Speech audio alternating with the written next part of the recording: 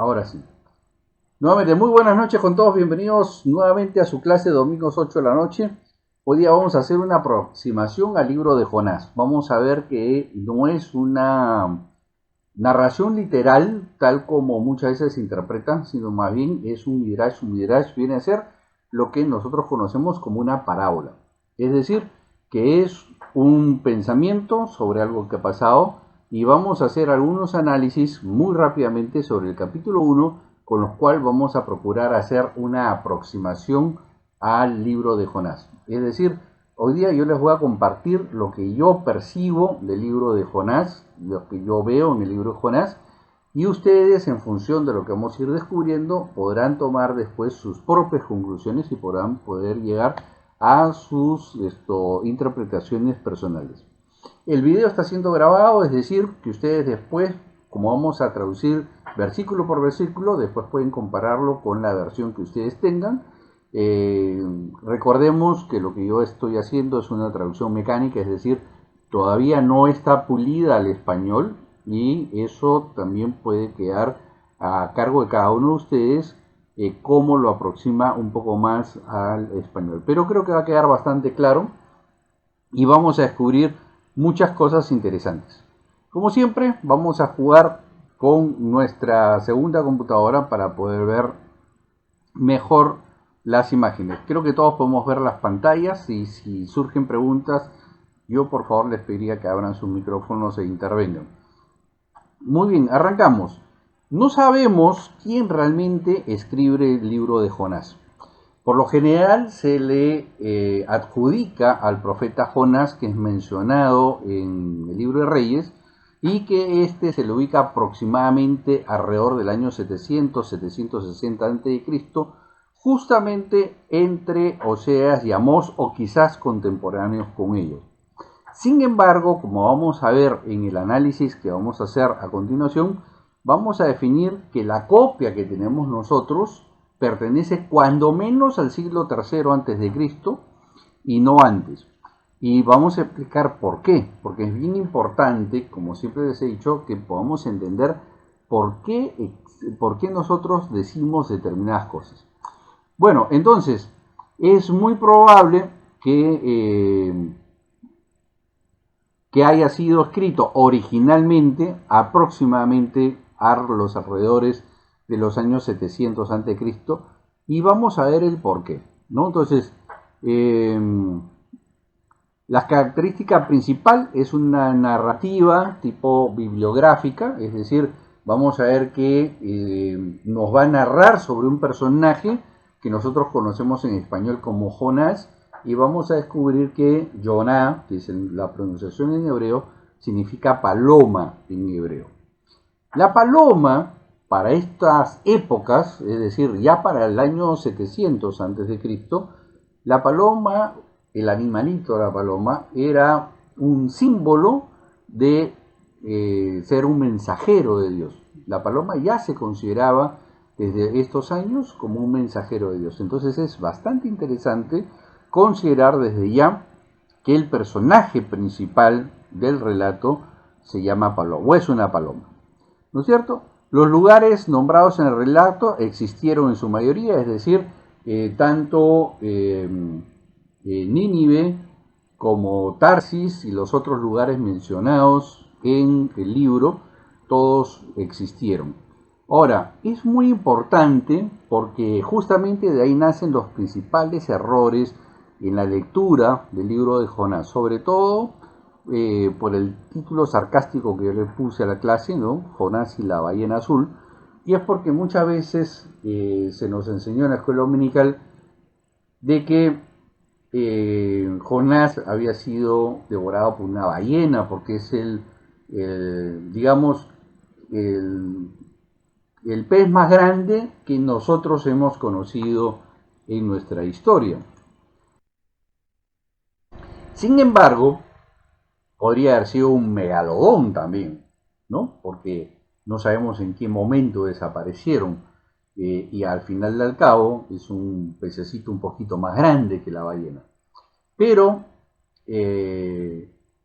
entonces vamos a empezar a ver de que el principal error que nosotros tenemos es que justamente no debemos interpretar las cosas literales. Les voy a explicar por qué. En primer lugar, como los lugares mencionados existieron y son reales, los estudiosos decidieron que el relato es una historia real, que pasó a un momento de la historia y que este es justamente el mayor error que se comete. Es decir, el hecho de que exista Nínive, de que exista Tarsis y que haya existido el puerto de donde salió, de donde se base que sale Jonás en la nave, no significa necesariamente de que la historia es real.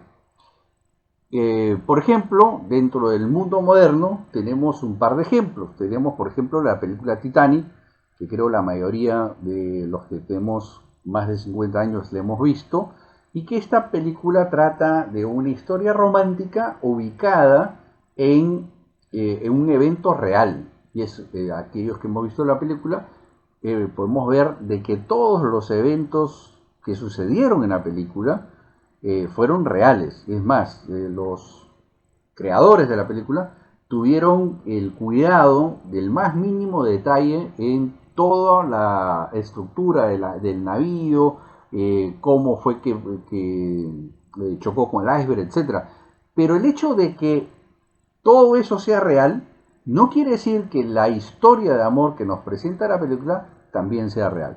Otro hecho, por ejemplo, es la famosa película de Rescatando al Soldado Ryan.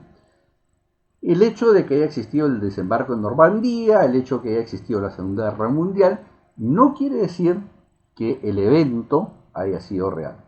Entonces, en la antigüedad también existían estos relatos.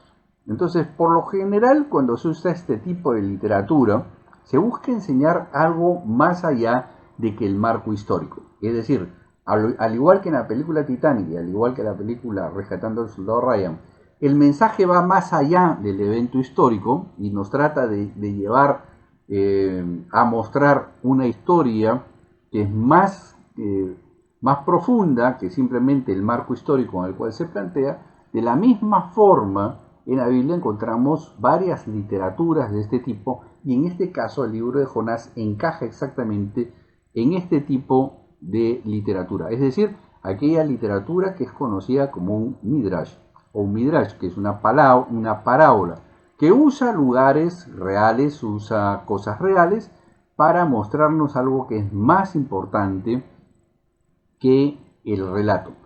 Por ejemplo, Jesús usa en el 99.9% de sus enseñanzas parábolas, es decir, usa lugares reales, usa personajes reales, sin embargo las historias que Jesús cuenta no son reales. Por ejemplo, el buen samaritano. Si ustedes revisan el buen samaritano, Samaria existe, el sacerdote existe, el levita existe, los asaltantes existen, las posadas existen, y el hecho de que todo eso exista no quiere decir que el evento que Jesús relata haya existido realmente. Lo que trata de hacer Jesús es enseñarnos algo que va más allá y que es más importante que el marco histórico que él usa para enseñar. Esto es conocido como parábola. Esto en hebreo se conoce como midrash. Y el libro de Jonás, ahora lo vamos a ver y creo que les va a quedar claro porque yo lo considero un midrash.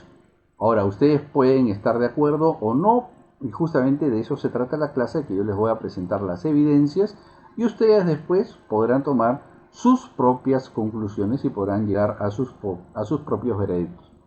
Metodología para ver a vista general, como he dicho.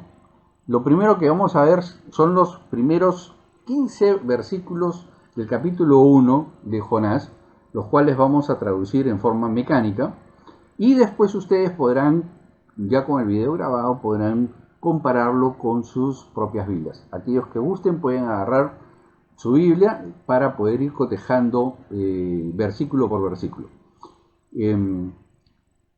Si bien es cierto, no vamos a hacer una extensa lectura, lo que vamos a ir de frente a las traducciones. En algunos casos sí he remarcado algunas palabras en colores que las vamos a ver porque son importantes para entender lo que les estoy tratando de explicar, de qué diferencia hay entre el tiempo que se piensa que se escribió el libro y la copia que nosotros tenemos, es decir, la copia que está en nuestras Biblias. ¿Y por qué la diferencia de edades? Esto es muy importante entenderlo. Entonces, nuevamente, más allá de buscar y narrar una historia, lo que busca es transmitir una enseñanza más profunda que fue incomprendida por el pueblo de Israel y que, como veremos más adelante, es el protoevangelio de la gracia predicado años más tarde por Pablo. Es decir, desde esta perspectiva, Jonás viene a ser el evangelio de la gracia del Antiguo Testamento. Y vamos a ver por qué. Entonces debemos tener en cuenta algunos detalles para poder introducirnos en el contexto del relato. Nínive. Para el momento que se escribe el relato o la copia que nosotros tenemos, Nínive ya no existe. Porque la copia que nosotros tenemos, cuando menos, viene del siglo III a.C. Sin embargo, Nínive es la capital más despiadada del mundo antiguo de los años 700 a.C., de donde se piensa vino el escrito original, el cual no tenemos. Entonces, en ese momento, Nínive era la ciudad donde vivía la gente más despiadada del mundo antiguo. Los más crueles, los homicidas, los engañadores, y para colmo de males, eran también eran gentiles, eran gente que estaba fuera del pueblo de Dios. Recordemos que para más o menos el año 700 a.C., el pueblo de Israel consideraba que Jehová era su Dios y de nadie más. En el mundo antiguo, cada nación tenía su Dios. Y entonces, también los israelitas pensaban que Jehová era su Dios y de nadie más. En segundo, Tarsis es la ciudad, o queda en lo que hoy día se conoce como España. Y en la antigüedad, Tarsis simbolizaba el extremo del mundo conocido. Es decir, Tarsis era el extremo del mundo que se conocía en aquel entonces. Y esto es importante entender para poder captar lo que trae el mensaje de Tarsis. Como ya habíamos visto en la clase anterior, los mitos que ya hemos explicado, y justamente el mito recuerdan ustedes, de Leviatán y de Rahab, ¿no?, de los monstruos marinos, son importantes para entender parte de esta literatura que vamos a ver aquí. En el momento que nace el relato de Jonás, nuevamente alrededor del año 700, se piensa que el original estuvo por ahí. Recordemos el texto que habíamos estudiado la semana pasada de Isaías, donde justamente Isaías, que es más o menos alrededor del 700, ya menciona justamente a Leviatán y Rahab, que eran los dioses que vivían en el mar y que eran los que representaban la maldad y que Dios peleaba contra estos dioses, ¿no? Entonces, si bien es cierto, no tenemos los originales de Jonás de esa época, sí en el texto vamos a descubrir que tenemos indicios de que la copia que nosotros tenemos viene de más atrás. Entonces, estos indicios nos van a ayudar a darnos cuenta de que esto va mucho más allá de simplemente un relato histórico. Otra cosa que tenemos que tener en cuenta es justamente para darnos cuenta del por qué la copia que tenemos pertenece al 300 a.C.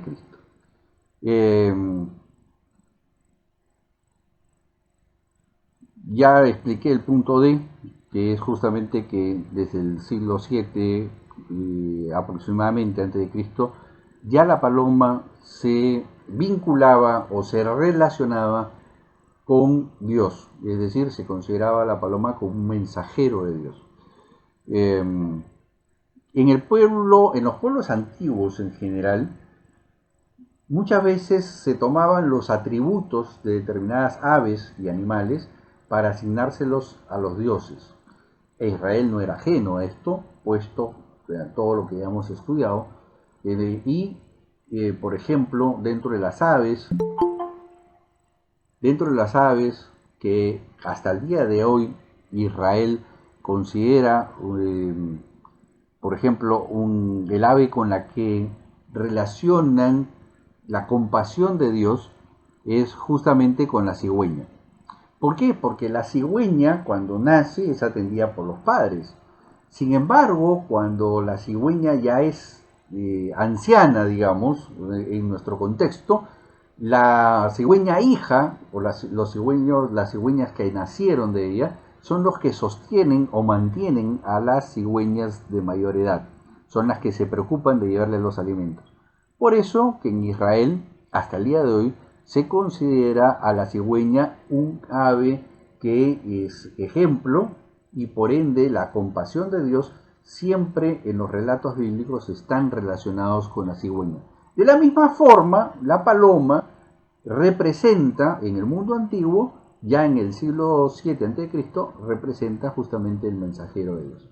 Pero dentro del texto que vamos a estudiar, vamos a darnos cuenta que existe una partícula que se pronuncia shel. Shel es una partícula de propiedad. Sheli, mío, sherja, tuyo. Es simplemente una partícula que se le agrega, por ejemplo, si yo quiero decir mi casa, digo Bet Sheli, mi casa, ¿no? Hasta el día de hoy se usa esta partícula Sheli o Shel.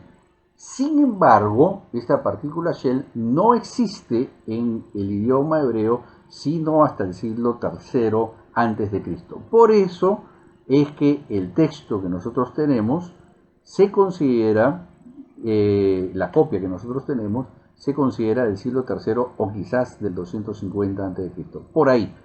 Años más, años menos, el tema es que justamente el usar este término indica de que la escritura que nosotros tenemos, la copia que tenemos, es bastante tardía. De ahí que van a encontrar a varios eruditos diciendo de que esto se escribió muchos años después, ¿no? Sin embargo, estudiando el relato, me percato que hay menciones en forma indirecta a lo que nosotros ya hemos venido estudiando, como son los temas de los mitos del Leviatán y el Rahab. Con lo cual me hace pensar de que el relato original, que se debe haber perdido o que se fue transmitiendo de generación en generación, se perdió en el tiempo. Lo importante es que la copia que tenemos viene de ahí y no tenemos por qué hacernos mucho problema al respecto. ¿Cómo sabemos esto? Porque en la antigüedad, cuando yo quería decir que algo era de mi propiedad o era de alguien, vamos a encontrar que la palabra termina en O. Por ejemplo, en Génesis 2:18 vamos a encontrar esta palabra que está aquí, esta de acá, que se lee Keneguedo, y la que ven en color mostaza o color medio naranja es la O final, que quiere decir cómo, el que quiere decir cómo, Neget es frente a frente, y la O del sufijo final quería decir que era para ti, ¿no? Ya en el siglo III ya no se usa o no se suele usar eso, y se usa el concepto Sheli. Muy bien, eso para entender por qué les estoy diciendo que viene de tan antiguo. Entonces ahora sí vamos a entrar al texto.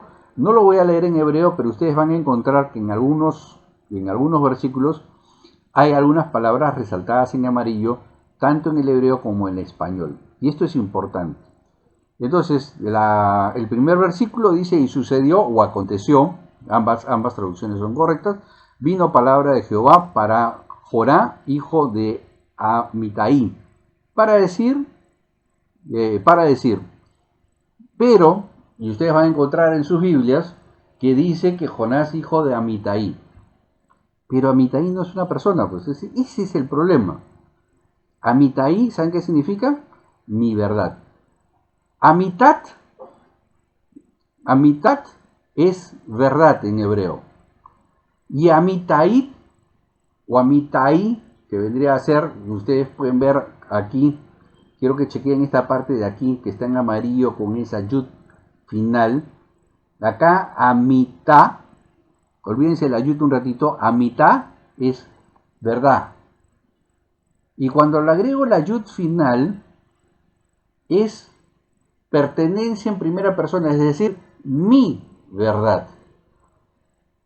Entonces, la traducción correcta está en la tercera línea, y ustedes pueden ver aquí, y yo les he puesto, y sucedió, vino palabra de Jehová para la paloma, que es lo que significa Jonah, hija de mi verdad, para decir. Es decir, ya desde aquí nos damos cuenta de que esto no puede ser un relato histórico. Es decir, ya desde acá nos podemos dar cuenta de que este no es un relato histórico. Porque el concepto y sucedió, vino palabra, esa introducción es clásica en el mundo antiguo para indicar, como hoy en día podríamos decir algo así, y en un pueblo muy lejano sucedió tal cosa.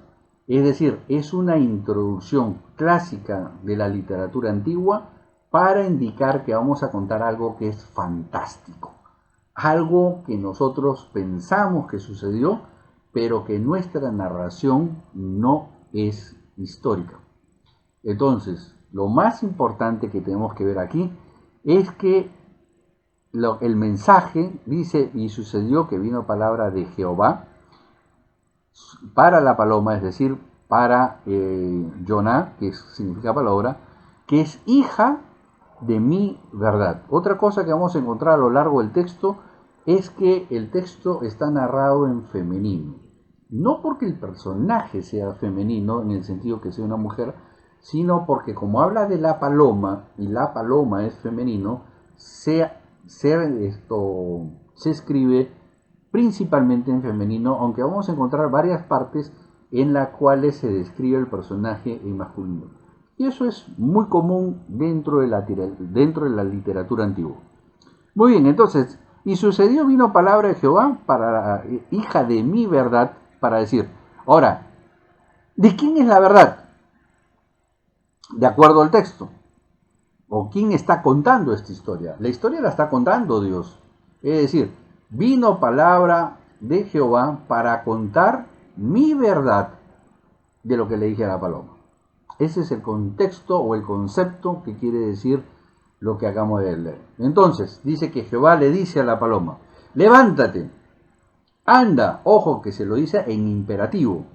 Como digo, no vamos a perder mucho tiempo en la traducción al hebreo, simplemente quiero que vean este caso, y dice, hacia Nínive, la ciudad grande, y clama sobre ella, como ha sucedido sus maldades delante de mi rostro. Ha subido su maldad delante de mi rostro. Entonces le está diciendo Dios a su paloma que tiene que ir a clamar a Nínive lo que Dios tiene que decir sobre ella, porque la maldad de este pueblo, recordemos la introducción, ha sido muy mala y ha subido delante de Dios. Y se levantó la paloma para escapar hacia Tarsis, de delante del rostro de Jehová. Entonces descendió a Yafo, Jope, traducción al español, y halló una nave. Vino a Tarsis y pagó el pasaje de ella. Si ustedes observan aquí, esto que he puesto en amarillo, esta H que lleva ese puntito en el centro, igual en este punto de aquí, esa H con el puntito en el centro es para indicar propiedad femenina, es decir, que le pertenece a una mujer. Por eso ustedes van a encontrar en la traducción, igual que he puesto en amarillo, que dice así, ¿no? Y pagó el pasaje de ella, entonces descendió en ella, es decir, en la nave, para llegar con ellos a Tarsis delante, y todo esto sucedió delante del rostro de Jehová, es lo que quiere decir. Es decir, Dios estaba viendo todo lo que estaba pasando. El concepto en hebreo es que ella se fue a Tarsis en la nave y le pagaron el pasaje y todo este evento estaba sucediendo a los ojos de Dios. Y entonces dice que Jehová, verso 4, Jehová arrojó un gran viento al mar y hubo tormenta grande en el mar y el barco pensó que se iba a romper. Es decir, como todo esto está ocurriendo delante de Dios, Dios hace que el mar se encrespe, el mar se encrespa, y a los que estaban a bordo, los que estaban en el barco, pensaban que se iba a romper. Esta expresión literaria en hebreo lo que quiere decir es que los navegantes pensaban que el barco iba a zozobrar, ¿no? Similar a lo que ocurre en el relato de Pablo, ustedes recuerdan, en su último viaje a Roma, ¿no? Que los tripulantes pensaban que la nave se iba a perder, ¿no? O sea, que iban a zozobrar. Bueno, exactamente esta es la misma figura, ¿no? Lo que pasa es que la expresión hebrea a veces es muy directa. Por eso recuerden que la traducción que he hecho es bastante mecánica, o sea, palabra por palabra. Entonces, aquí podemos darle alguna forma para el español, sí, pero lo que yo quería que contrasten esta traducción con lo que ustedes tengan en la Biblia que ustedes suelen usar. Muy bien, vamos al verso 5. Y temieron los alados. Recordemos que en la antigüedad todavía no se les conocía como marineros. Nuestra traducción por lo general habla de marineros.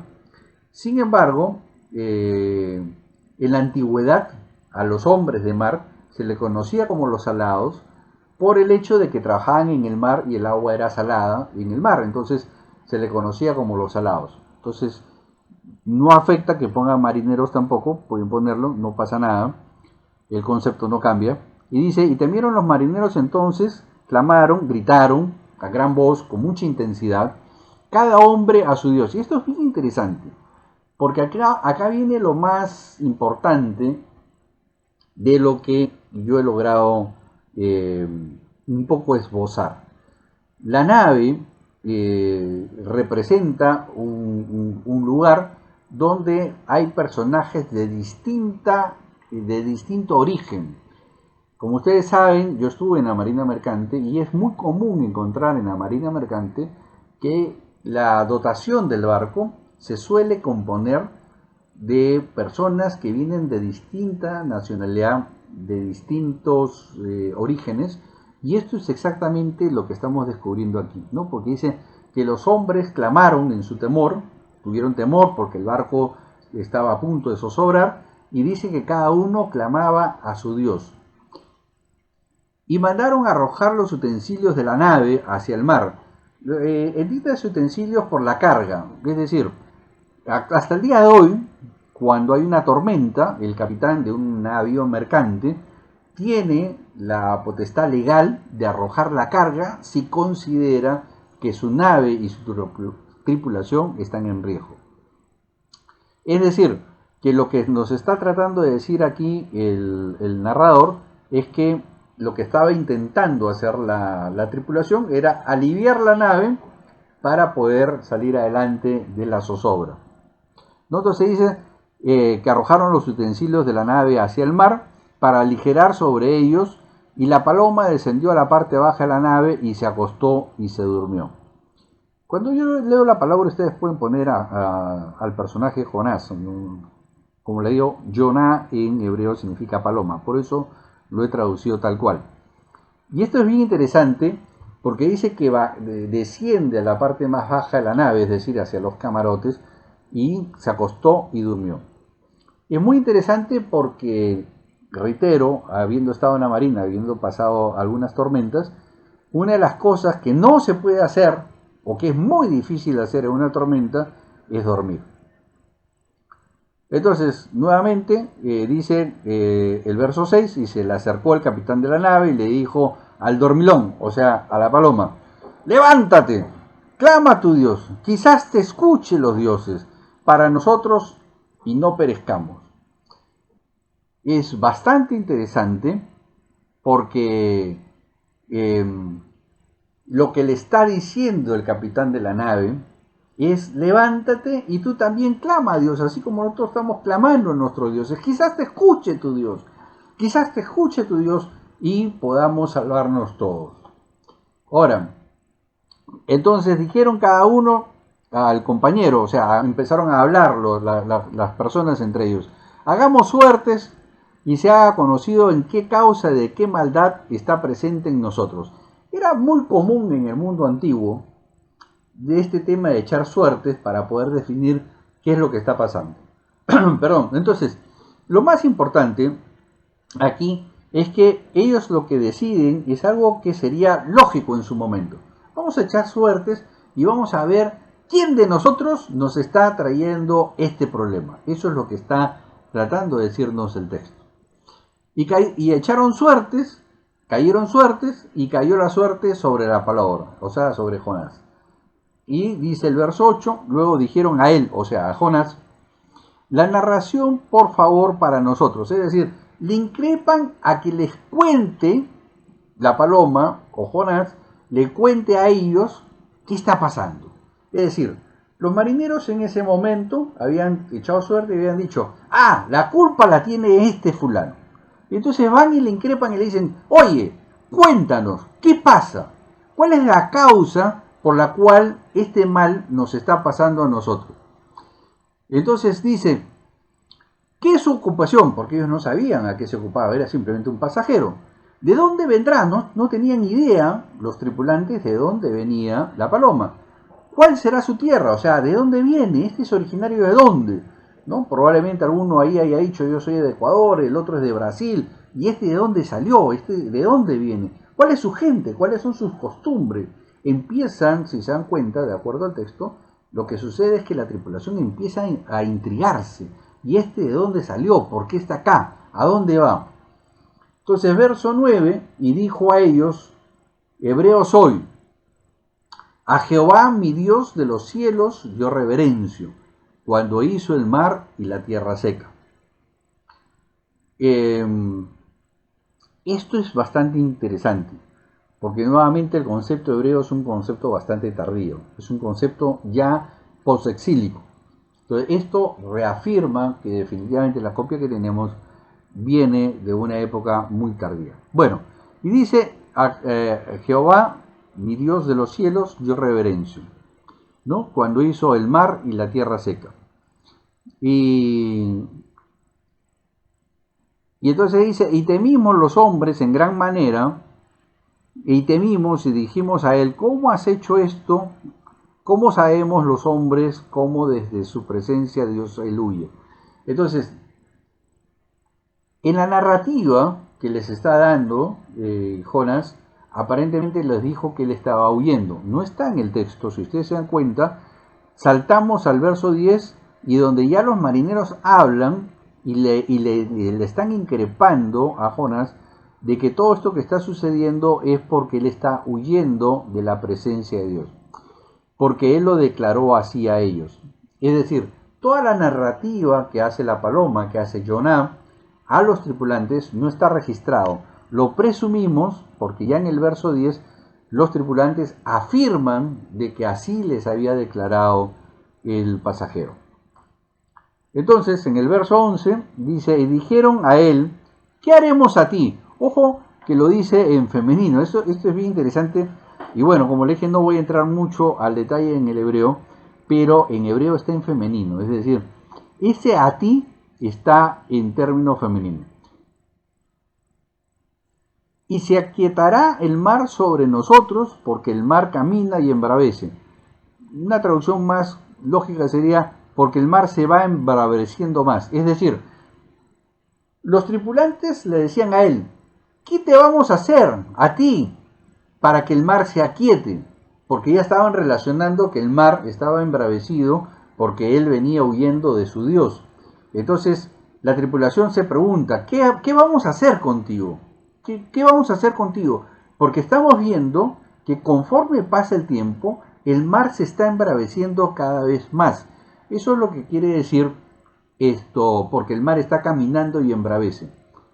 Lo que en español sería, el mar se está poniendo más bravo cada vez, ¿no? Es decir, se está enfureciendo más. En el verso 12 dijo, y dijo a ellos, agárrenme y tírenme al mar, y se calmará el mar sobre ustedes, porque conozco yo que en que la gran tempestad está sobre ustedes. Es decir, él está reconociendo, y Jonás está reconociendo, la persona está reconociendo, de que lo que está sucediendo es por causa de él. Entonces él dice, tómenme y arrójenme. Ahora, ustedes van a poder ver aquí esta palabrita que está justamente en rojo y amarillo. Esta es la partícula que les comentaba de Sheli, ¿no? En mi causa, esta es en mi causa o en mí. El B es en y Sheli mío. Recuerdo cuando le dije Sheli mío, Shelha tuyo. Entonces, Be Sheli quiere decir en mí, es decir, la parte que hemos traducido aquí en español, que dice, perdón, que está aquí, en mí, que en mí la gran tempestad es justamente la traducción de esta parte de aquí. Y ahí nos damos cuenta de que esta partícula shel, que como ya les había explicado, pertenece al siglo III y quizás un poquito más hacia acá, lo cual indica de que este texto fue escrito en esa época. Esta copia, insisto, no puedo ser muy extenso, pero yo encuentro muchos indicios de que esto viene de una tradición oral o de un escrito anterior que fue reeditado, reescrito, reelaborado en el siglo III a.C.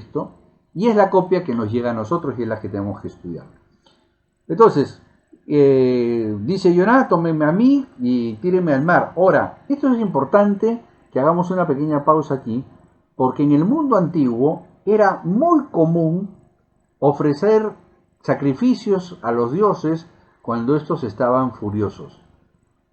Y este concepto de los dioses furiosos y los holocaustos de los dioses furiosos sí es más antiguo que el siglo III. O sea, esto sí podríamos remontarlo tranquilamente al siglo VI o siglo VII a.C. Por eso digo que hay indicios que me indican que este texto viene de mucho más atrás. Y es importante que entiendan por qué estoy llegando a estas conclusiones, porque justamente en esas épocas era común que ofrecer un sacrificio a los dioses para aplacar su ira, ¿no? De acuerdo a lo que estamos leyendo, los tripulantes están llegando a la conclusión que Dios está furioso con Jonás porque ha desacatado o viene huyendo de él, y entonces lo que quieren es procurar calmar a Dios. Entonces, ¿cuál era la actitud más lógica en aquel entonces? Era, vamos a hacer un sacrificio. Y Jonás dice, échenme a mí al mar y se va a calmar la tormenta. Versículo 13, y dice que antes que lo hicieran, ¿no? Y se esforzaban los hombres para volver a tierra seca y no podían, porque el mar caminaba muy fuerte sobre ellos. Caminar, recordemos que lo que hemos dicho es que cada vez se pone más furioso, o sea, cada vez se encrespaba más, cada vez estaba más revuelto. Y clamaron a Jehová, y dijeron clamando a Jehová, rogamos que no perezca un ser viviente por este hombre. Ahora, miren qué interesante, porque recuerden que los tripulantes empezaron clamando a sus dioses. Ahora claman y ruegan a Jehová, ¿no? Y le dicen a Jehová, te rogamos que no perezca ningún ser viviente por este hombre. Están refiriéndose a Jonás o a la paloma. Entonces, te daremos sobre nosotros sangre inocente, es decir, ¿lo tiramos o no lo tiramos por la borda? Están en duda, no saben si tirarlo o no tirarlo. Porque tú, Jehová, como deseas, haces, tú haces. Como les digo, la traducción que he hecho es una traducción literal, así está en el hebreo. Lo que está tratando de expresar el autor es hacer un refuerzo de que Dios o Jehová siempre hace las cosas conforme él piensa que las desea o como él las ha planeado. Entonces, por eso hace este refuerzo literario de decir, deseas, así como tú deseas haces, tú lo haces. Es una forma de decir en hebreo de que, o está reforzando la idea de que Dios lo que desea hacer, lo va a hacer sí o sí. Es decir, hagas lo que hagas, Dios va a hacer prevalecer su voluntad o su deseo sobre el tuyo. Eso es lo que está tratando de transmitir el autor. Entonces nos vamos al verso 15, y tomaron a la paloma, o sea, tomaron a Yoná, y entonces lo arrojaron al mar, y el mar se aquietó en su fuerza. Y entonces los hombres temieron en gran manera a Jehová, y ofrecieron sacrificio para Jehová. Ahora ya están hablando de otro tipo de sacrificio, porque ya la paloma ya no está en ellos, o sea, ya no está en la nave, ya lo tiraron por la borda. Entonces, este segundo sacrificio conlleva votos. ¿Qué quiere decir? Que se convirtieron a Jehová. Es decir, que volvieron o se convirtieron de sus dioses, se convirtieron a Jehová. Eso es lo que quiere decir que hicieron votos. Es decir, vamos a hacer un pacto con este Dios que definitivamente debe ser el real, porque ellos llegan a la conclusión, tratemos de meternos dentro del concepto de la narración. Lo que está tratando de decirnos el escritor es que estos hombres de la nave descubren a Jehová, descubren a Dios, y se dan cuenta de que cuando lo arrojan a Jonás al mar, entonces ellos se dan cuenta que Dios es un Dios muy poderoso.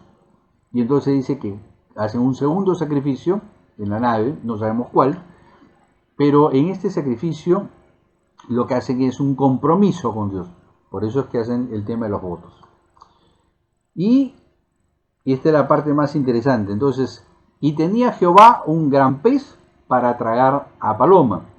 Y era paloma en el pez 3 días y 3 noches. Es curioso porque el 3 en ambos casos, que es esta palabra que está aquí, que se lee Shelosha, es 3 en femenino. Es decir, se aplica cuando estoy hablando de algo en femenino. En este caso, ya les he explicado, paloma está en femenino porque lo determina el artículo, ¿no? Nosotros no decimos la paloma y el artículo la es femenino. En hebreo es similar, paloma, Yoná, que termina en a, esto es femenino. Y ustedes pueden ver aquí donde está ahorita el cursor, acá, este es el nombre Yoná, ¿no? Y como ven, termina en H, que significa femenino en hebreo. Por eso es que el 3 está en femenino, simplemente como un acápite. Entonces, ahora voy a dejar de compartir por aquí para poder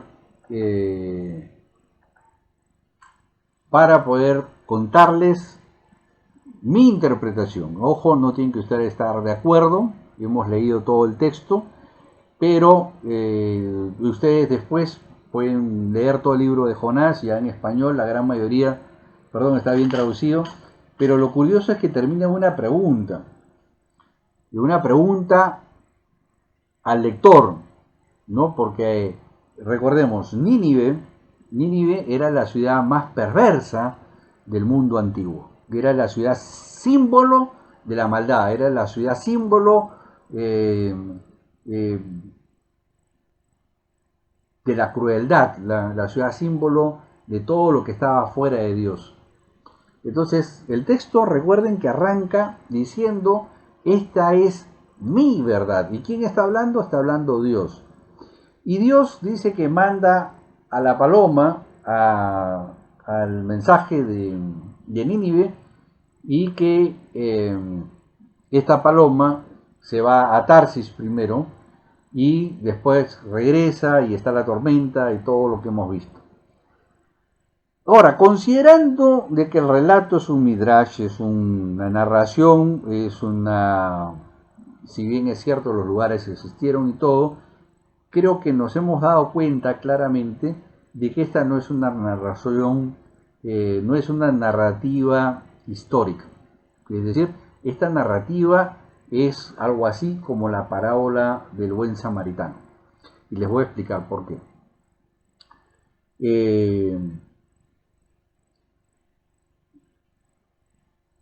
Cuando se le arroja al mar, que es el sinónimo de vamos a hacer un sacrificio, vamos a sacrificarlo para calmar los mares, ¿quiénes estaban en el mar, de acuerdo a lo que hemos aprendido y lo que hemos deducido también de la lectura, de lo que hemos aprendido la semana pasada, ¿no? ¿Cuáles eran los grandes peces en el mar? Leviatán, Rahab, sus servidores. Sin embargo, Dios dice que el gran pez, ¿quién es el gran pez? El gran pez, de acuerdo a la narrativa y basándonos en que en la cabecita del autor está esta mitología, el gran pez viene a ser Dios el que preserva a Jonás. Porque va a estar en el vientre 3 días. Pónganse a pensar. ¿Qué pasaría si ustedes están en el vientre de un pez? Cualquiera, imaginen cualquiera. Una ballena, el megalodón, el que ustedes quieran. En 3 días ya sus manos estarían medias carcomidas por los ácidos del animalito, ¿no? O sea, ya tendrían llagas por todos lados, si es que ya no estuvieran totalmente digeridos. Entonces, definitivamente lo que nos está dando la narración es que la función de este pez era preservar a la paloma, porque después la deposita en Nínive, en la playa para que vaya a Nínive. Según la teología de Pablo, ¿quién preserva a Jesús en el momento de la tumba?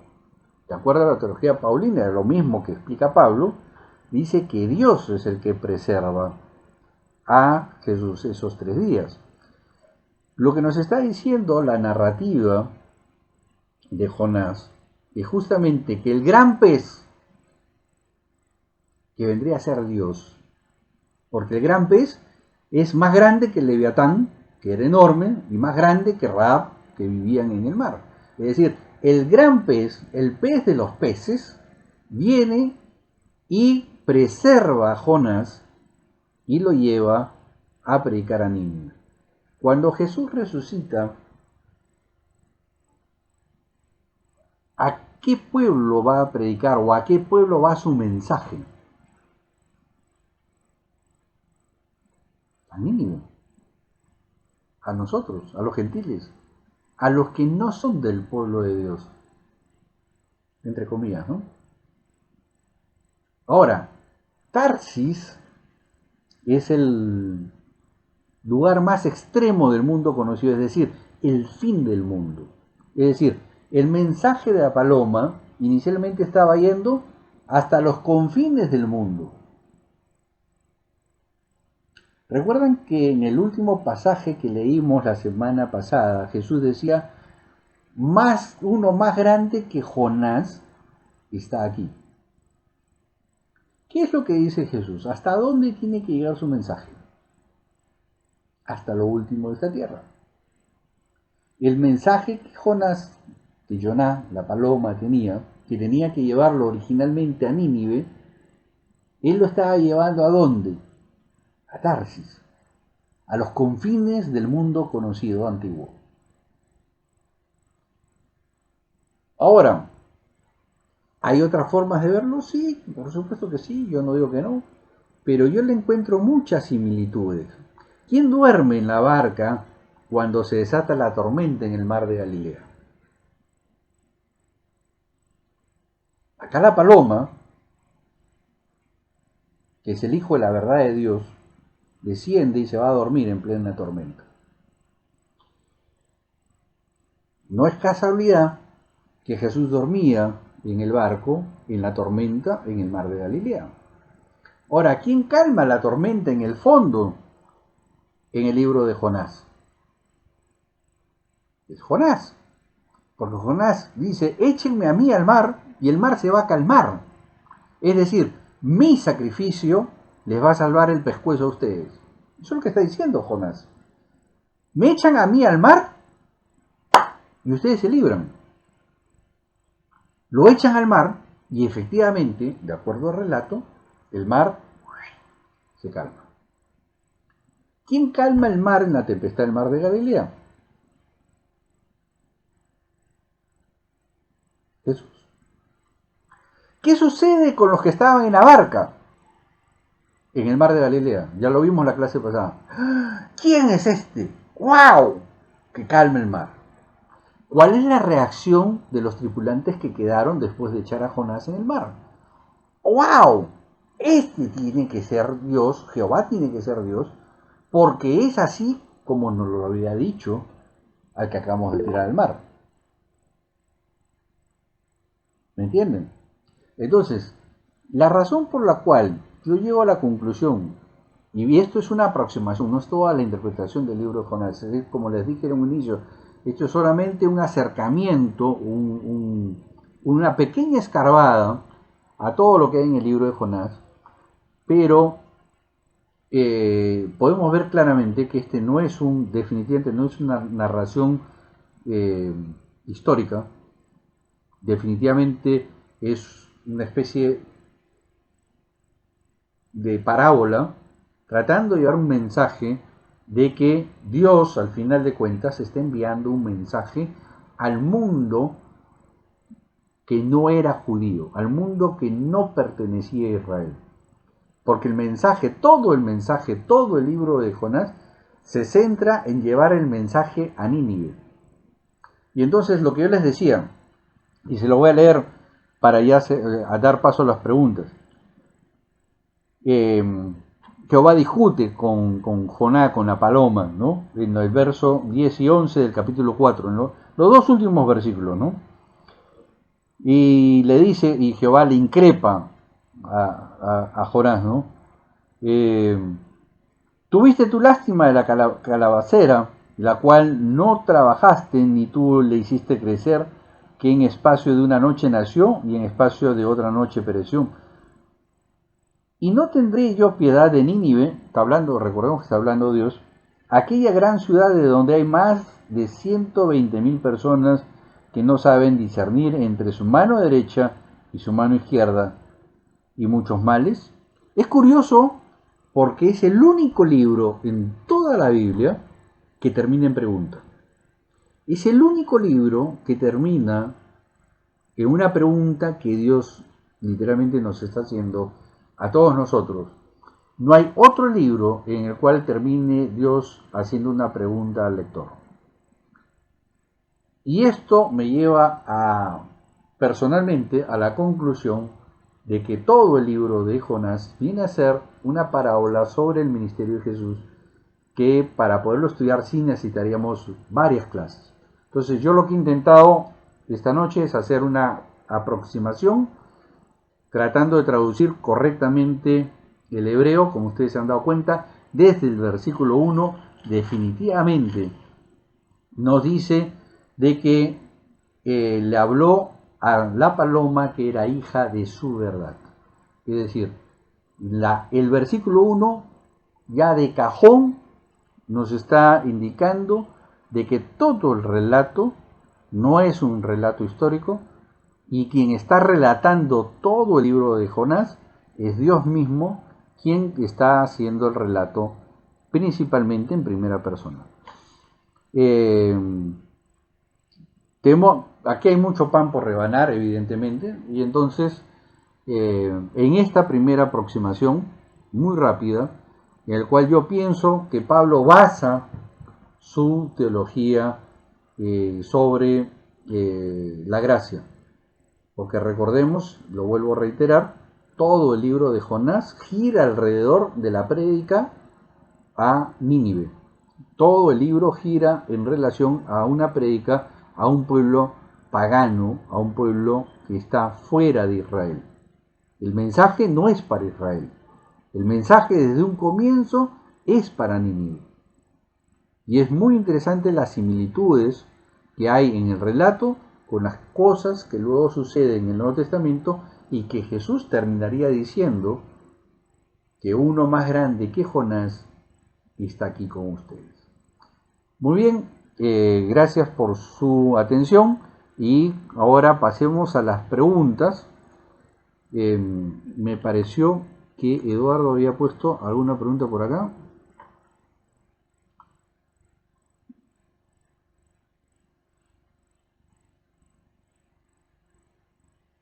Exactamente, es lo que he dicho, Eduardo. Mi percepción, de acuerdo a la lectura y de acuerdo a las costumbres antiguas, yo soy de los que piensa de que el gran pez está haciendo referencia a Dios mismo. Por eso que habla del gran pez.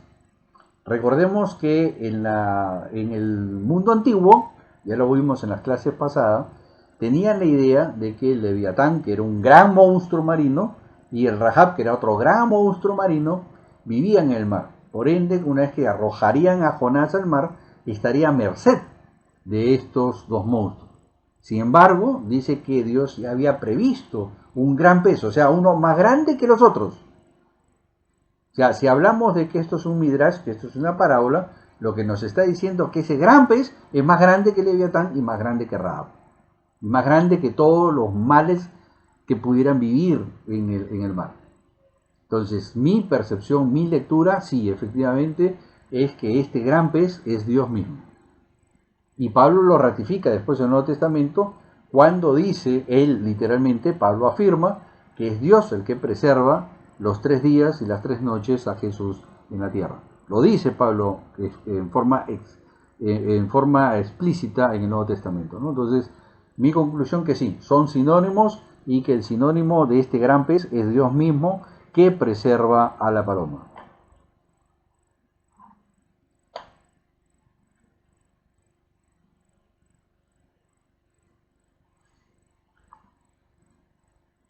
Creo que no habían más preguntas. Sí, al menos en el chat. Pablo no la menciona en la parábola en forma explícita, Eduardo, ¿no? Pero por lo que acabo de leer, por lo que les acabo de explicar, creo que Pablo fundamenta su mensaje de la gracia hacia el mundo gentil usando este término. Porque lo que Pablo sí dice es que Dios preserva a Jesús esos 3 días y esas 3 noches. Eso sí dice Pablo. No menciona directamente ni hace alusión al libro de Jonás. Quien hace alusión al libro de Jonás en más de una ocasión es Jesús. Jesús, cuando le piden señales, él dice claramente, solamente van a recibir señal de Jonás. Y después dice, lo que vimos en la clase pasada, uno más grande que Jonás está aquí, haciendo referencia a él mismo. Entonces, todo nos hace intuir, porque recuerden que cuando Jesús dice, solo recibirán señal de Jonás, siempre lo hemos relacionado con los 3 días y las 3 noches. Pero revisando con cuidado en hebreo el libro de Jonás, creo que Jesús iba más allá. Y Jesús creo que estaba haciendo referencia a todo el libro de Jonás.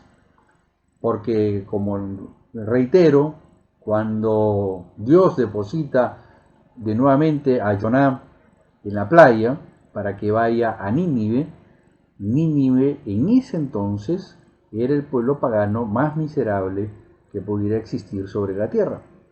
La parábola de Jesús sobre el reino, ojo a esto, cuando Jesús ya está acabando su ministerio y usa una parábola y dice, y el reino de los cielos es semejante a, y dice, y arranca su parábola y dice, como un señor que había invitado a unas bodas y manda a su siervo a ratificar la invitación, ojo, la invitación ya había sido enviada, y regresa el siervo y le dice al señor, sí, fui, pero me han dicho de que uno tiene que ha comprado una finca, no puede venir, el otro se le ha muerto el papá, y mil excusas, y todos tenían mil excusas.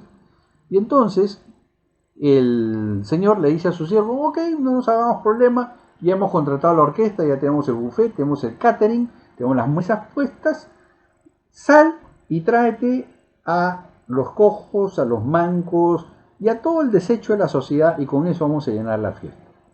Regresa el siervo y le dice a su señor, señor, he hecho como me has dicho. He ido, he traído a los cojos, a los mancos, a los ciegos, a los leprosos, todo lo que sobre la sociedad está acá, pero aún hay sitio para más. Y le dice, ok, entonces sal y tráete a las prostitutas, a los borrachos, a los enfermos, a todo lo que la sociedad haya dejado y me los traes. Nínive.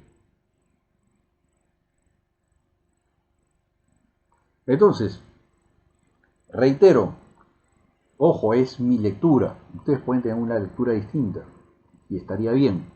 Pero yo les estoy compartiendo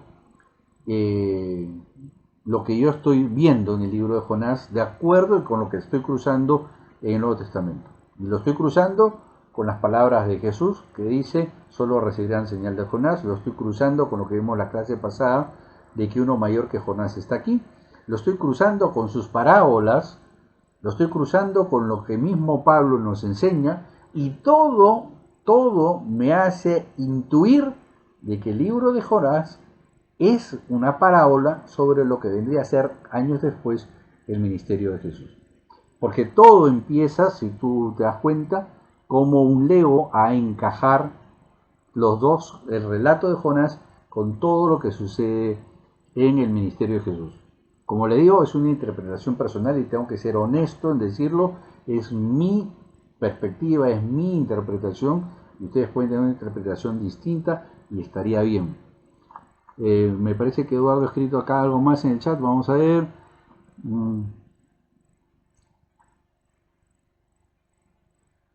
¿Qué es el Evangelio de la Gracia? Ya, mi definición del Evangelio de la Gracia, de acuerdo a lo que Pablo explica, es justamente un regalo inmerecido. Gracia significa eso, un regalo inmerecido. Es decir, nosotros no hicimos nada para obtener la salvación o la vida eterna. Simplemente hemos creído en el mensaje de Dios y hemos sido salvos por gracia. Eso es gracia, o sea, algo que se obtiene sin pago alguno y sin retribución de nada. Es decir, Dios te lo da sin esperar absolutamente nada a cambio. Dios dice, ¿tú lo crees? Tú dices, sí, yo lo creo. Y Dios te dice, toma, te regalo. No hay más requisito que ese. Eso es lo que significa el Evangelio de la Gracia. O sea, llevar el mensaje de salvación a los demás y que este mensaje no tiene costo. Tú no tienes que hacer nada de tu lado para recibir la gracia y para merecer la salvación. Solamente el hecho de creer el mensaje de Dios. Por eso es que el libro de Jonás, del versículo 1, hemos visto de que es Dios el que dice, esta es mi verdad, que en nuestras Biblias dice hijo de Amitai, pero dice, en la traducción correcta debe haber sido hijo de mi verdad. No sé si alguien tiene más preguntas.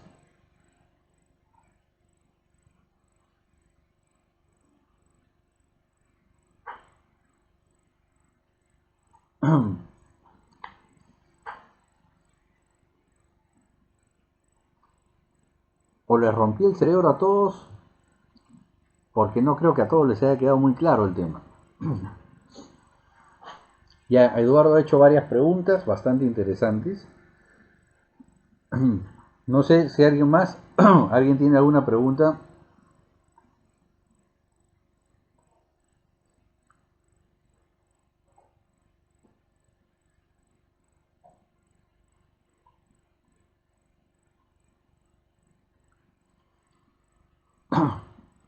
Bueno, si no hay más preguntas, simplemente me gustaría cerrar haciendo un pequeño resumen de lo que hemos tratado esta noche. Lo que hemos tratado es hacer una traducción, un acercamiento al libro de Jonás, de una traducción más cercana a la realidad. En esta traducción nos hemos dado cuenta de que quien está narrando la historia es Dios. Nos está hablando de su paloma y que este mensaje es la verdad de Dios. El mensaje está dirigido a un pueblo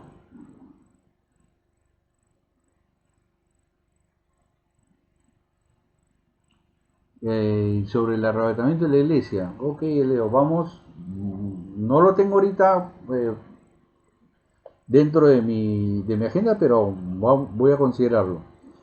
Bueno, les decía de que lo que hemos visto esta noche es que este mensaje del libro de Jonás, ustedes mismos lo han visto en la traducción mecánica, es decir, palabra por palabra, nos queda claro de que Jonás no es Podemos hacerlo, Eduardo, podemos hacer una continuación de los otros libros de Jonás. Lo que he tratado de hacer ahorita es simplemente una aproximación.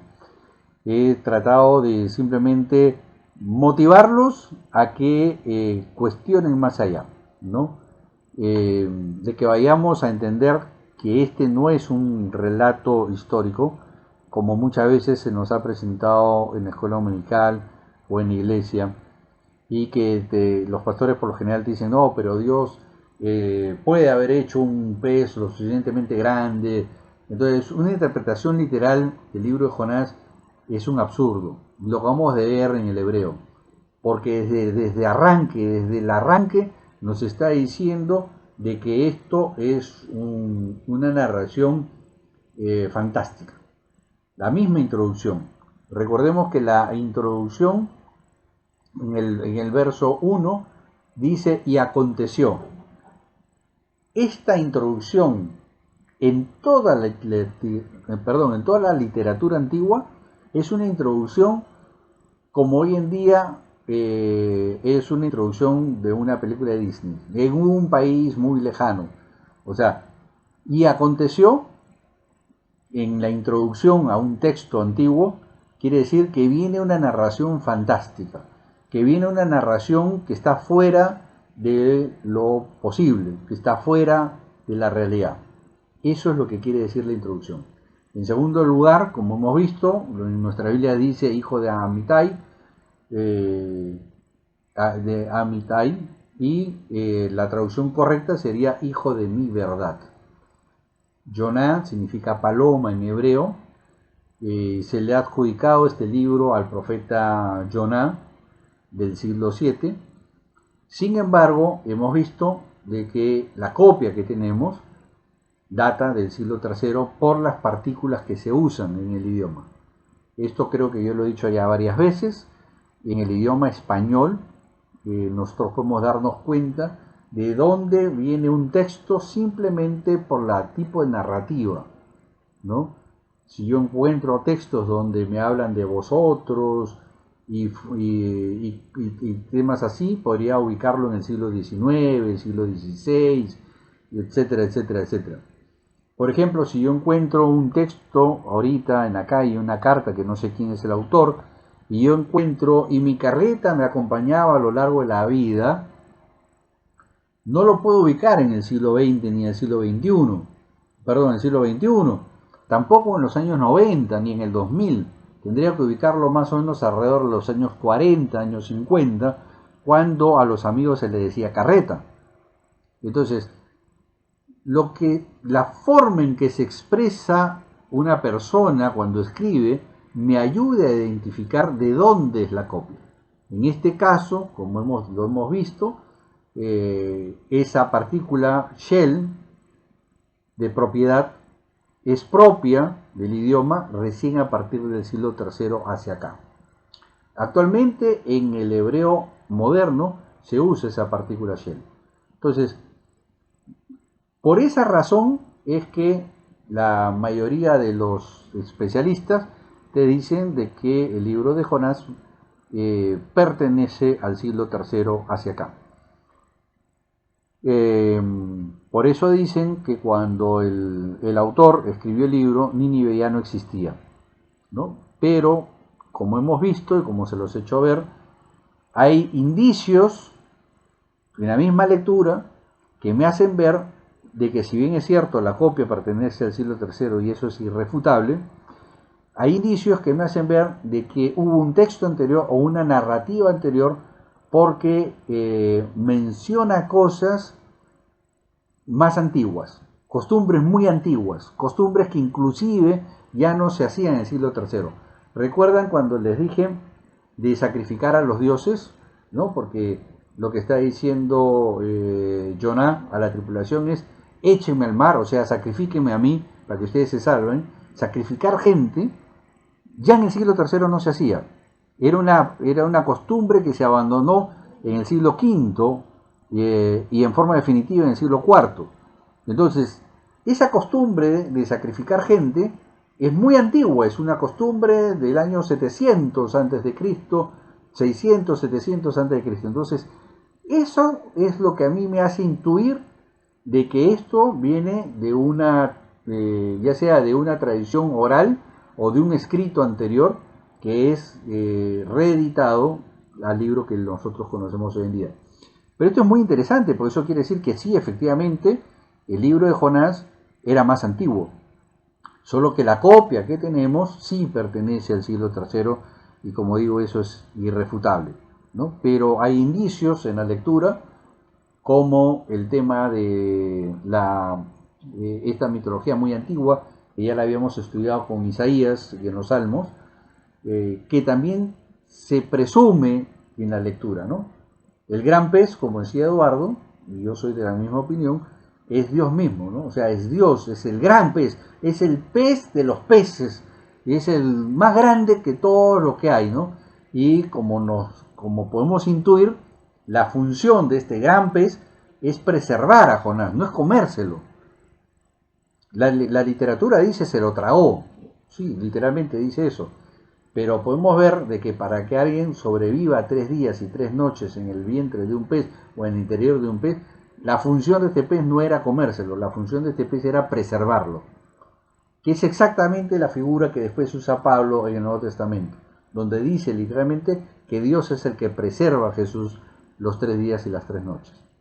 Entonces, estas aproximaciones son las que me hacen ver de que el libro de Jonás es un midrash o es una parábola de lo que vendría a ser el ministerio de Jesús en el Nuevo Testamento. O sea, hay muchas cosas en todo el libro de Jonás que se cruzan con lo que Jesús dice, hace y después de lo que Pablo afirma en sus epístolas, ¿no?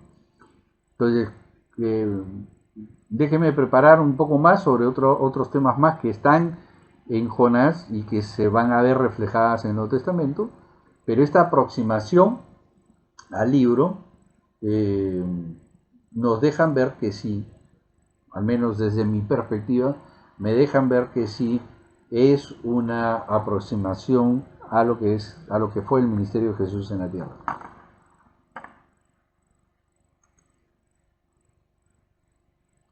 Dice, el libro de Esther no está la palabra de Dios, efectivamente, pero el pueblo de Israel es guardado por Dios. Sí, el libro de Esther, si gustan un día podemos verlo, es muy interesante. El libro de Esther en realidad es otro midrash, no es una historia real y sería largo explicarlo ahorita porque nos echaríamos un par de horas, pero el libro de Esther es uno de los libros que los que hacen el canon judío en el siglo III discuten mucho. Hay 3 libros, Proverbios, Esther y el libro de Cantares, que fueron los más discutidos para que entraran al canon. Y el más discutido de los 3 es Esther. Esther casi se queda fuera del canon. Efectivamente, en el libro de Esther no se menciona a Dios para nada, no se menciona a Jehová absolutamente en ningún momento. Es más, Marduk e Ishtar, que es Esther, hacen alusión a los dioses persas, que es Marduk e Ishtar. Marduk era el dios de Persia, e Ishtar era la diosa, el equivalente a Jehová y a Shera en Israel. Sin embargo, efectivamente, podemos ver que al final de cuentas Dios preserva al pueblo de Israel en la lectura. El libro de Esther es admitido porque la fiesta de Purim es una fiesta que sí se festeja en el pueblo de Israel hoy en día. Es una tradición que más o menos ingresa paulatinamente en el pueblo de Israel a partir del siglo IV. La fiesta de Purim no era festejada por todo el pueblo de Israel desde un inicio. Poco a poco, del siglo IV en adelante, empieza a hacerse cada vez más popular. Ya en el siglo I, es decir, ya durante el ministerio de Jesús, ya era una fiesta institucional, es decir, ya era una fiesta aceptada. Y la fiesta de Purim, pues tiene su origen en el libro de Esther, ¿no? Entonces, y es una de las razones por las cuales entra el canon, porque al final de cuentas, el libro Esther es el sustento de la fiesta de Purim, que es la fiesta de año que se celebra a fin de año y el inicio del nuevo. La razón por la cual se piensa de que este libro era más persa que judío originalmente es porque en la fiesta de Purim uno se tiene que disfrazar, igual que en la fiesta del año nuevo persa, tienen que tomar bastante, hasta estar picado y un poquito más, y que dicho sea de paso se usa y se hace en Israel. Y la simbología del disfraces es que el año nuevo, el año viejo no te reconozca y no pase el año viejo al año nuevo. Hay bastantes temas medio raros en la fiesta de Purim, y que son tomadas de las costumbres persas. Pero analizar o ver el libro de Esther sí nos tomaría un buen par de horas, y si gusta en algún momento lo podemos ver, porque es bien interesante. Pero sí, al final en el siglo III entra el canon judío y es parte del Antiguo Testamento y hay que estudiarlo como tal. Ahora, que Dios preserva a su pueblo, creo que a todos y los que somos aquí estudiosos nos damos cuenta, ¿no? ¿Cuántas naciones ustedes conocen en el mundo que hayan dejado de existir por más de 2000 años se han vuelto a ser nación? Es una pregunta muy interesante que hay que hacerse.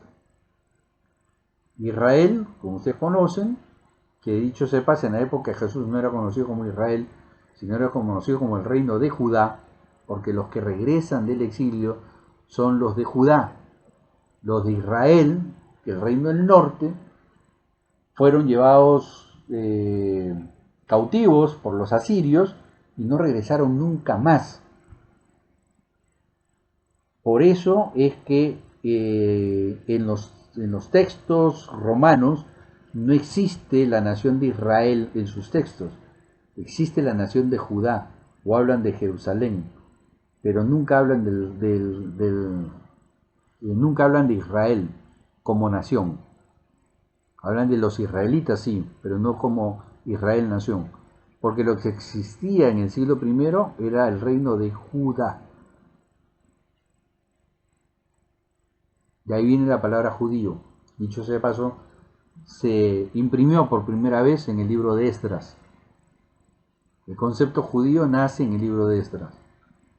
De ahí para atrás se conocían como hebreos, y más atrás como cananeos. Pero como judíos, recién del libro de Esdras para acá, o sea, del 400 para este lado. ¿Alguna otra pregunta, alguna otra inquietud? ¿Algún otro libro? Ya, déjame leer tu pregunta.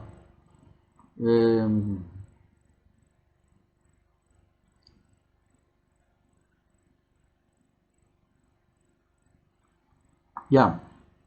Ok, Eduardo, voy a leer tu pregunta, Eduardo, para que el resto de la clase No, perdón, no es la pregunta de Eduardo, la pregunta de Elo. Dice, con todo lo que está aconteciendo sobre las elecciones en el país de Francia, dando como ganador a Macron, hay pastores que según ellos creen que este es el anticristo y que estamos en breves momentos del arrebatamiento de la iglesia. ¿Cuál es mi opinión personal?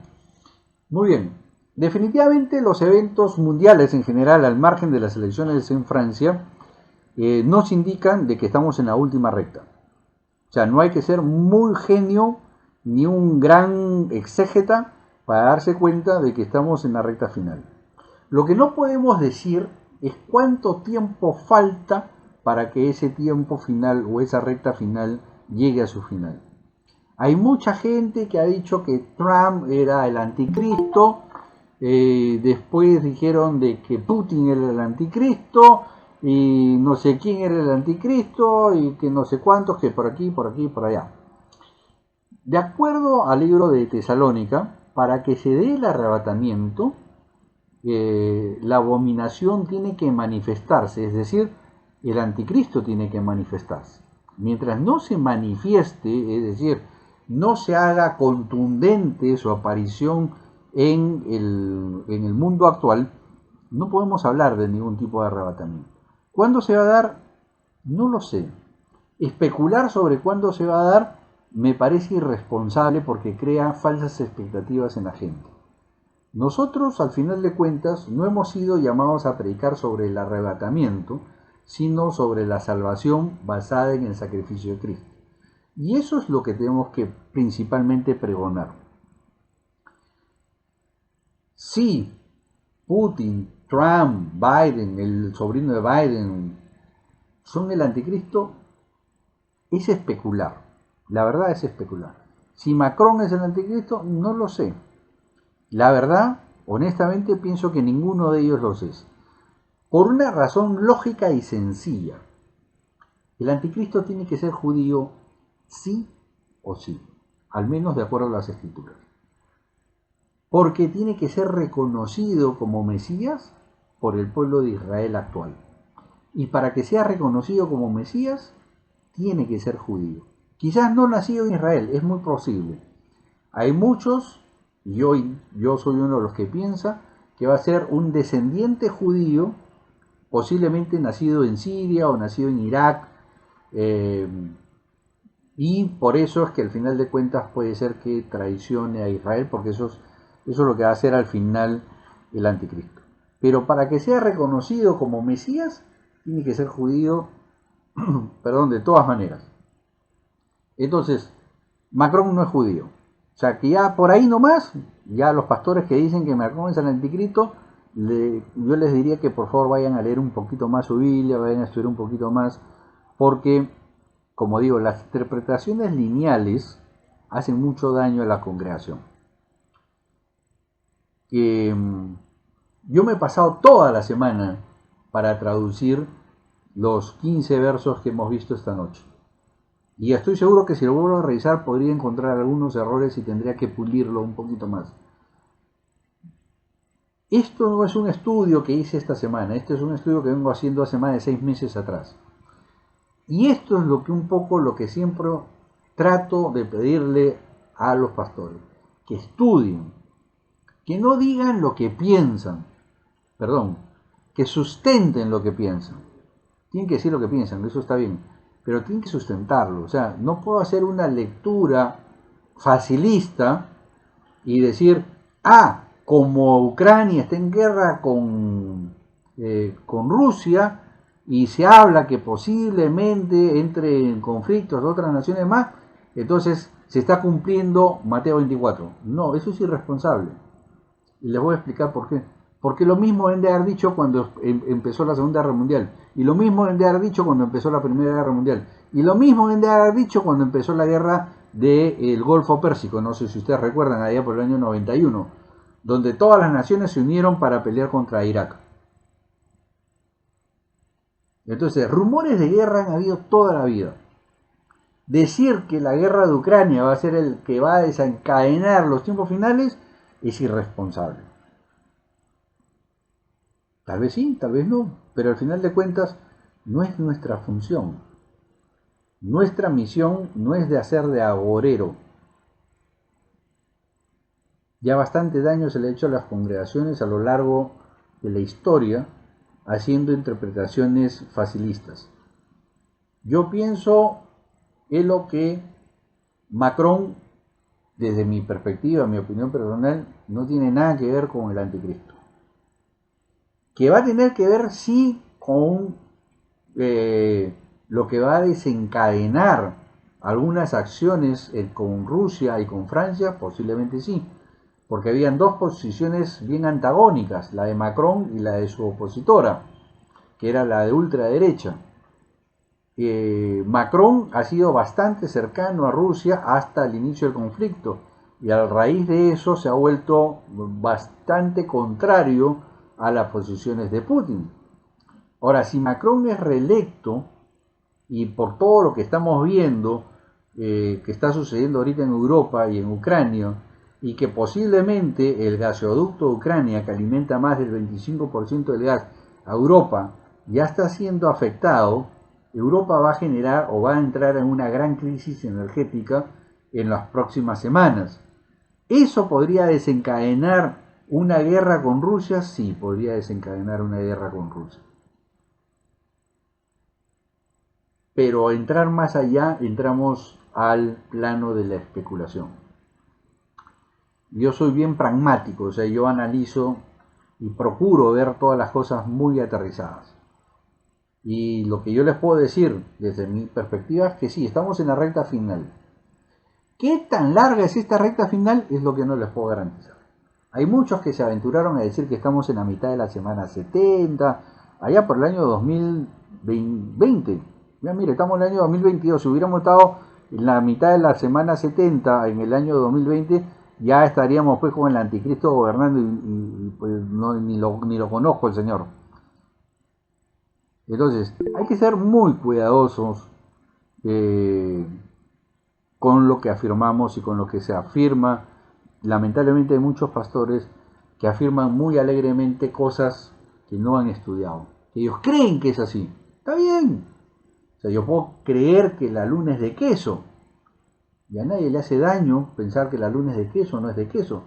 Pero si yo le siembro expectativas a la gente, entonces sí le estoy haciendo daño a la gente.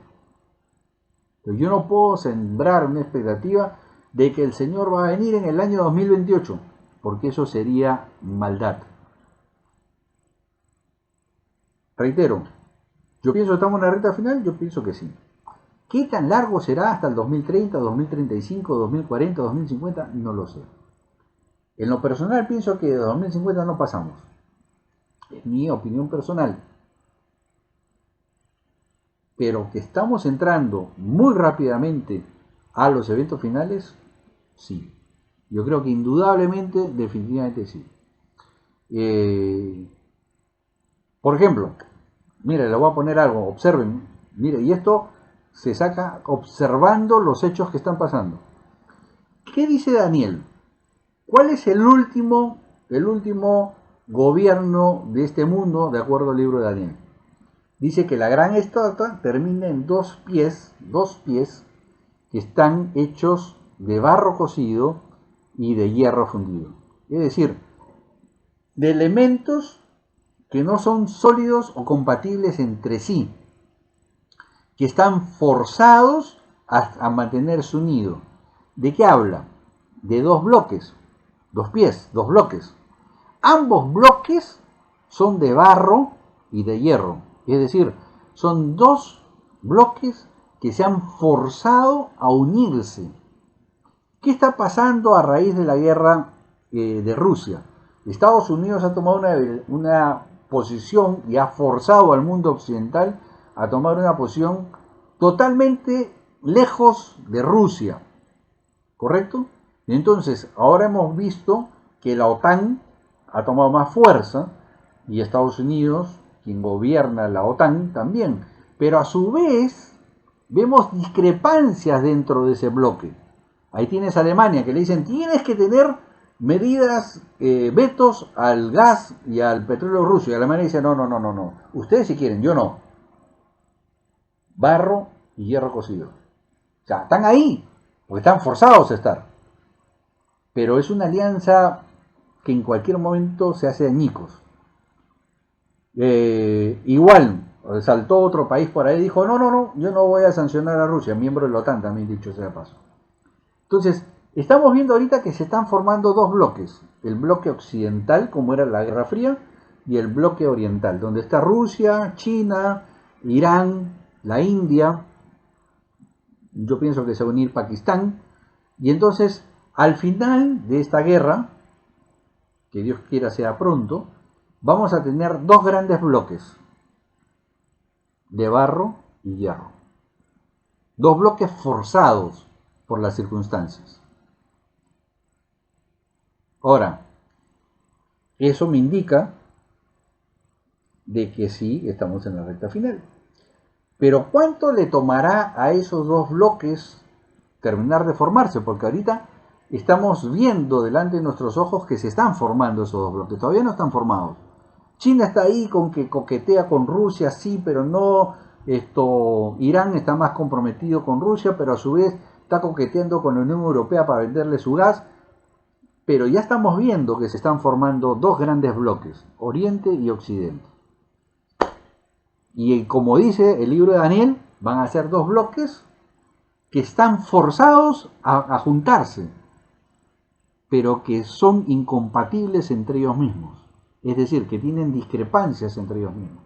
Por el lado occidental, perdón, no todos están siguiendo las directivas de Biden.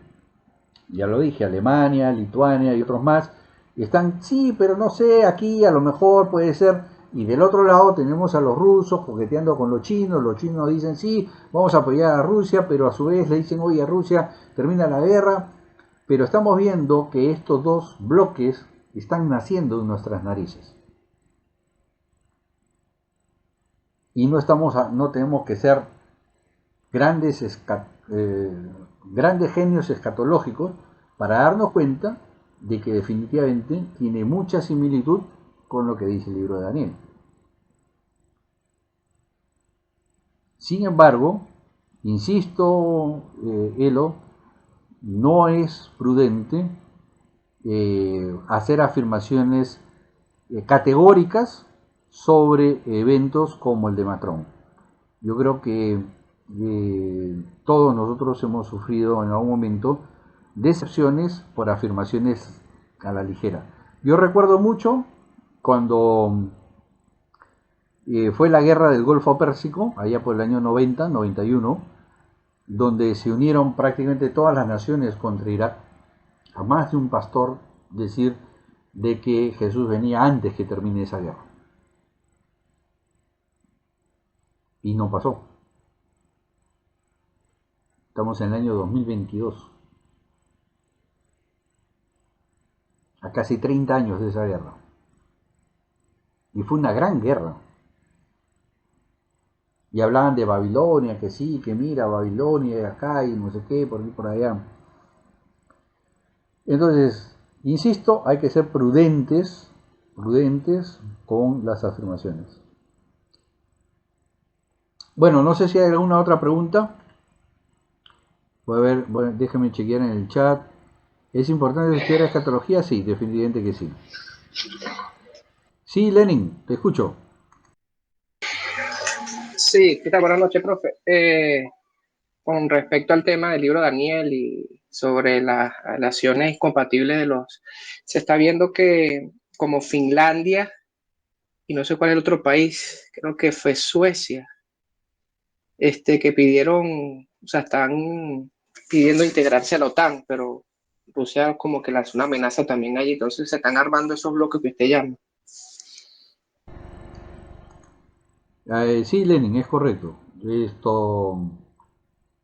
Hay dos países que son europeos que no pertenecen a la OTAN y que están pidiendo unirse a la OTAN y que Rusia ha amenazado inclusive con usar armas nucleares si se agregan a la OTAN.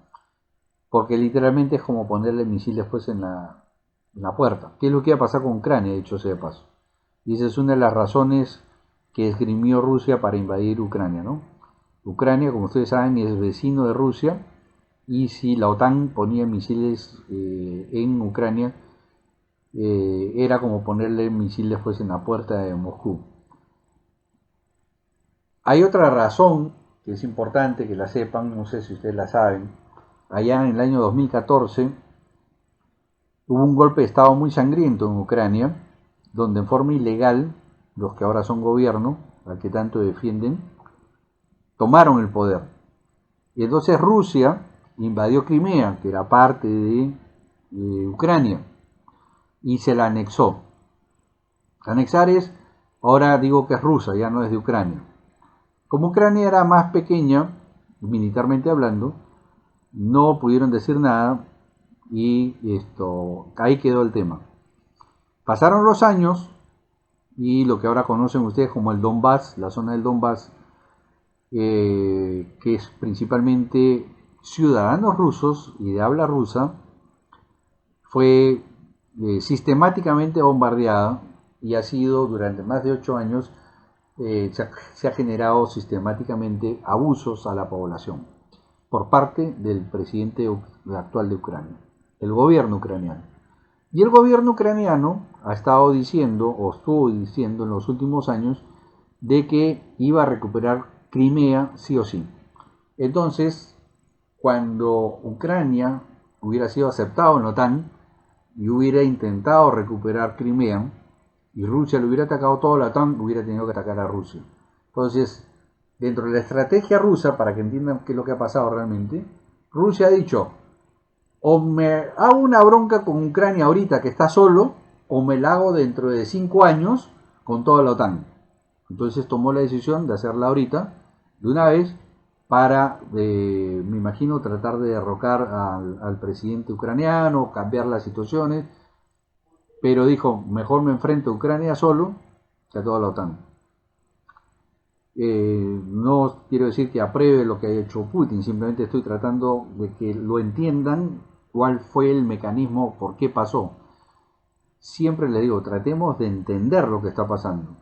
Al margen que estemos de acuerdo o no estemos de acuerdo, porque creo que todos estamos en contra de una guerra, creo que nadie es partidario de guerras. Pero es importante entender por qué están pasando las cosas, para poder hacer conclusiones más coherentes. Tenemos que tratar de entender qué está pasando. Lo que les comenté hace un momento sobre los 2 pies de barro cocido, es algo que ya lo estoy viendo. O sea, yo analizo los noticieros europeos y es evidente que se están formando 2 grandes bloques. Un bloque principal en el lado de Occidente y otro gran bloque que se está formando en Oriente. ¿Cuánto tardará en consolidarse esos bloques? ¿6 meses? ¿6 años? ¿10 años? No lo sabemos. Por eso digo, estamos en la recta final. ¿Qué tan larga es? No lo sé. No creemos falsas expectativas, porque eso hace daño. Bueno, no sé si hay alguna otra pregunta, alguna otra observación.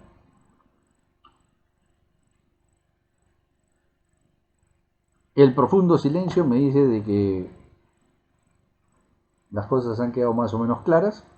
De todas maneras, yo estaré publicando, Dios mediante, mañana por la tarde el video para que ustedes puedan revisarlo, ustedes puedan ver los versículos, las traducciones que se han hecho, los aportes que se han hecho, y de esa manera ustedes también puedan sacar sus propias conclusiones. ¿Que pueden ser distintas a las mías? Por supuesto que sí. Una de las cosas que yo jamás haré es decirles lo que tienen que pensar o cómo tienen que interpretarlo. Yo sí les doy mi alcance, pero ustedes tienen total libertad de pensar totalmente distinto y llegar a conclusiones totalmente distintas a las mías. Por eso les dejo el material para que ustedes hagan su propia investigación y sus propios análisis. Bueno, no habiendo más preguntas, lo único que me queda es agradecerles una vez más por haber sacrificado su domingo y estar aquí presentes. Que Dios los bendiga, que tengan una bonita semana y será con ustedes hasta el próximo domingo. Gracias, profe, por este tiempo. Estamos hablando. Igualmente, muchas bendiciones. Buenas noches.